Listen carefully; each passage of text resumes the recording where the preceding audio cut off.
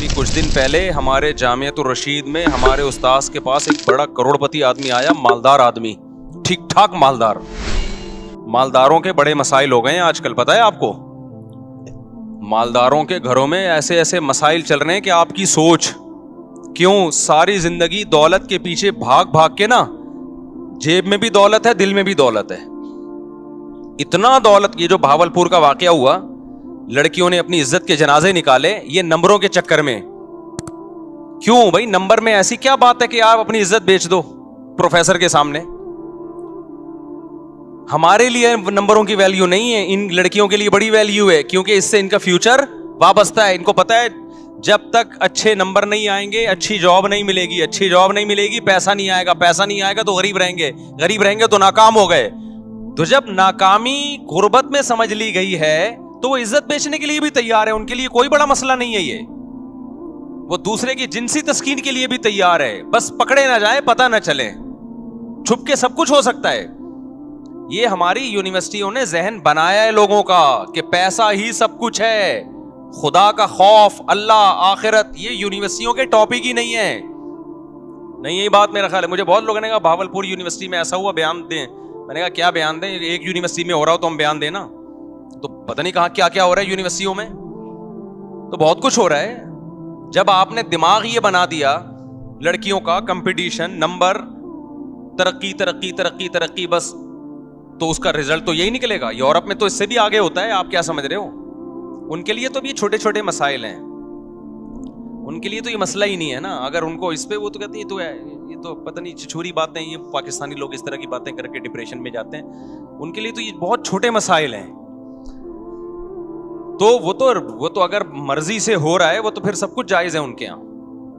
تو جب آپ نے ہر چیز, دولت کو, پیسے کو, عزت کو, شہرت کو, اور وہ نمبروں سے ہی ہو رہی ہے. ایک یونیورسٹی کے طالب علم یا طالبہ کے لیے سب سے زیادہ ویلیو کس کی ہے؟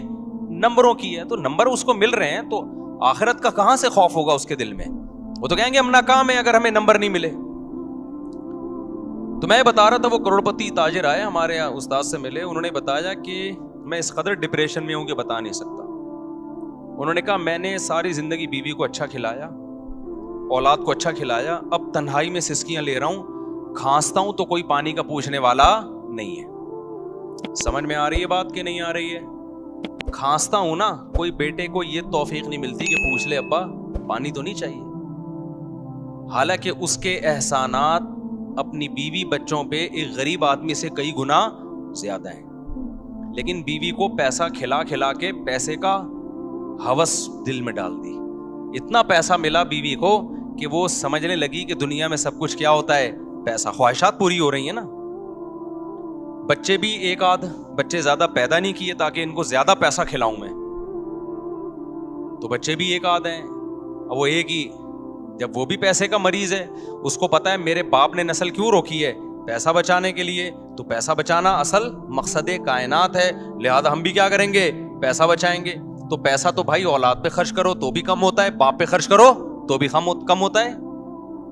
نہیں یاری کھوپڑی شریف میں بات بھائی, جب بچے روکے جائیں گے اس لیے کہ اولاد زیادہ ہوگی تو ان پہ خرچ ہوگا, جب خرچ ہوگا تو پیسے کم ہو جائیں گے. تو وہی فلسفہ تو ابا پہ بھی آتا ہے نا صادق. تو پھر ابا پہ بھی خرچ کرنے سے کم ہوتے ہیں تو بیٹے پہ خرچ کرنے سے بھی کم ہوتے ہیں, تو نسل روکو. تو جب یہ دماغ شریف میں بیٹھ گیا کہ پیسہ جتنا روکا جائے گا بڑھے گا, تو بھائی پھر تو غریب پہ خرچ کرو یا ابا پہ خرچ کرو, کم تو دونوں صورتوں میں ہو رہا ہے. کیوں نہیں سمجھ میں آ رہی؟ کاش میں کسی طرح نہ اپنی باتیں کھوپڑیوں میں ڈال دوں, مجھے سمجھ میں نہیں آتا میں سمجھاؤں کیسے. ایک ہی ٹاپک کو میں 20 سال سے چیخ رہا ہوں لیکن لوگ سمجھ نہیں پا رہے, یا میرے اندر طاقت نہیں ہے سمجھانے کی. خدا کی قسم مذہب کو فالو نہیں کیا نا, جو اسلام کہہ رہے ہیں نا, آنکھ بند کر کے مانتے چلے جاؤ, اس سے تمہاری دنیا جنت بن جائے گی, آخرت تو بعد میں. ہم نے تو علماء کو دیکھا ہے, خدا کی قسم جیب میں تھیلا نہیں ہے, ایسے خوش ہیں اتنے. ہم پیغمبر سے بڑھ کر کون ہوگا؟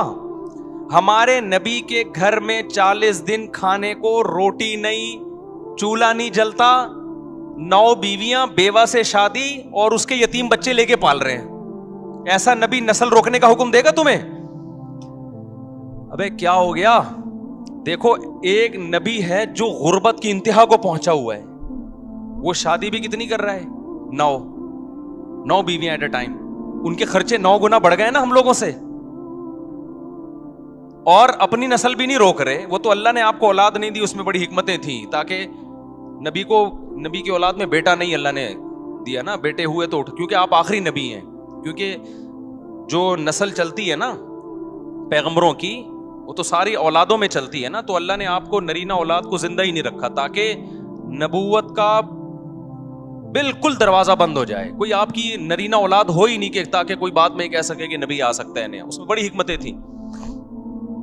लेकिन हमारे नबी गुर्बत की इंतहा पे, शादियां भी कितनी कर रहे हैं, 9 बीवियां, और एक उम्मे सलमा जो बेवा थी उनसे भी निकाह किया। उन्होंने कहा मेरे बच्चों का क्या होगा, फरमाया बच्चे भी ले आओ।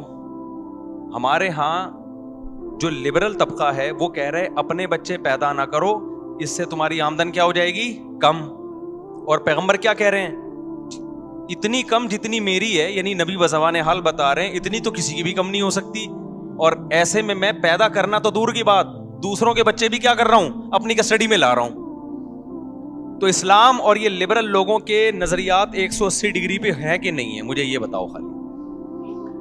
तो इस्लाम क्या समझाना चाह रहा है पैगंबर की सीरत से, भाई पैसा कमाओ, फिक्र करो, लेकिन इंसानों पे खर्च करना मत छोड़ो। ना इंसान की नस्ल को रोको ये सोच के कि खा जाएगा हमसे, ना माँ बाप पे खर्च करना रोको ये सोच के कि कम हो जाएंगे, बल्कि नबी ने फरमाया सदका करने से माल कम नहीं होता बल्कि बढ़ता है। ऊपर वाला हाथ अल्लाह को नीचे वाले हाथ से ज्यादा महबूब है। इसलिए मुसलमान, हमने उलमा को देखे एक धेला भी जेब में नहीं है, टेंशन में फिर भी नहीं है, खर्च फिर भी कर रहे हैं। हमारे नबी तो गरीब आता था उधार लेके दे देते उसको। कितने सहाबा ऐसे हैं कि शहादत के वक्त पता चला करोड़ों रुपए कर्जा था इनके ऊपर, वो कर्जा फिर उनकी विरासतों से निकला। बरकत, इमाम बुखारी ने एक बाब बांधा है कि मुजाहिद के माल में बरकत, मुजाहिद के माल में बरकत। वो सहाबी रसूल सारी जिंदगी जिहाद में गुजरी, तो जिहादी सामान के लिए जरूरत होती थी, वो कर्जा लेते थे। अल्लाह ने उनके माल में इतनी बरकत दी कि उनकी करोड़ों रुपए की कर्जे उनके इंतकाल के बाद अदा हो गए। तो खर्च करना सीखो मेरे भाई, खर्च करना सीखो। तुम्हारा जब तुम खर्च करोगे ना अपने बच्चों पे, औलाद ज्यादा होगी, बीवी पे भी बच्चों पे भी, उनको भी खर्च करना सिखाओ। उनको बोलो बेटा पैसा वैसा कुछ नहीं होता, पैसा जमा करने की चीज नहीं है, पैसा क्या करना है, खर्च करना सिखाओ। जब तक आपके पास 2 हाथ और 2 पांव सलामत हैं, सोर्स ऑफ इनकम है आपके पास। अब सोर्स ऑफ इनकम, रिस्क के जो दरवाजे हैं ना वो हमें नहीं पता होता किसके लिए कहां से खुले हैं। आप जितनी भी मेहनत करो, रिस्क के दरवाजे किसके हाथ में है। अगर मेहनत पे मिलता तो मजदूरों को ज्यादा मिलता, और जो घरों में पड़े रहते हैं उनको कम मिलता। हम तो देख रहे हैं किसी के लिए रिस्क छप्पड़ फाड़ के आ रहा है, वो मेहनत भी नहीं करता, और कोई सारा दिन प्लानिंग करता रहता है, फिर भी वहीं का वहीं बैठा रहता है। तो आप अल्लाह की बात क्यों नहीं मान लेते भाई, जितना है हमने क्या करना है, अल्लाह के लिए खर्च करना है। तो अल्लाह की बात मान लो और अल्लाह पे क्या करो, तवक्कुल।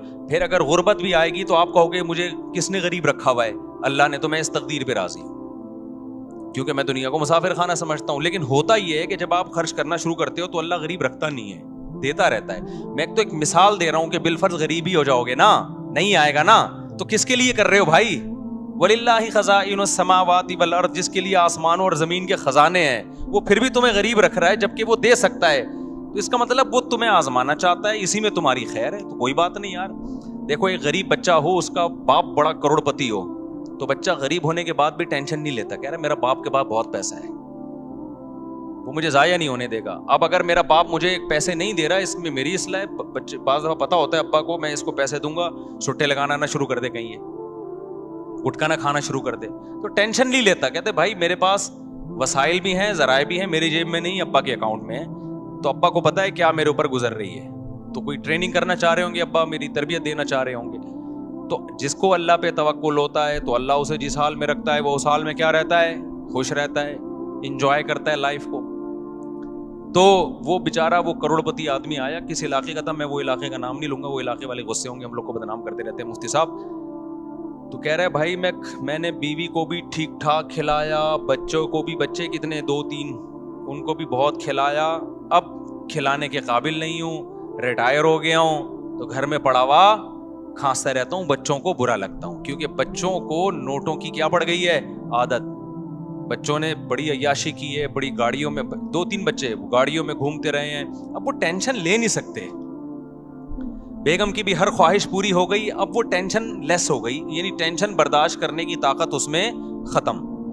اب جب ٹینشن برداشت کرنے کی طاقت ختم ہے تو بوڑھے شوہر کو برداشت کرنا, اس کی کھانسی کو برداشت کرنا, اس کی خدمت کرنا, یہ سب چیزیں ان لوگوں کے لیے بڑی مشکل ہوتی ہیں. دیکھو دولت مند لوگ یا جو بے دین لوگ ہیں, ان کی جوانی کو دیکھ کر کبھی بھی دھوکے میں نہ آیا کرو. یہ تھوڑے دن کا ان کے مزے ہوتے ہیں, اس کے بعد جب ان کی عمر بڑھنے لگتی ہے, ان میں آپس میں ریلیشن نام کی کوئی چیز نہیں ہوتی, ان میں ریلیشن بالکل نہیں ہوتا, ہوس ہوتی ہے بس, ہوس. تو اور ہم نے غریبوں میں دیکھے ہیں, 10 سال ہو گئے باپ کو کومے میں گیا ہوا ہے, بیٹا باپ کی چارپائی نہیں چھوڑتا کہ ابا کو کس وقت کس چیز کی ضرورت پڑ جائے گی. کہیں جاتا ہے تو دوسرے بندے کو کھڑا کر کے جاتا ہے.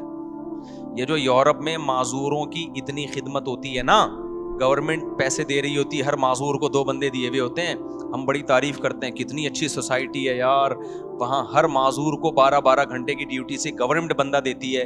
گورنمنٹ اگر وہاں لوگوں کو بندے نہ دے تو معذور روڈ پہ پڑے ہوئے ہوں وہاں پہ.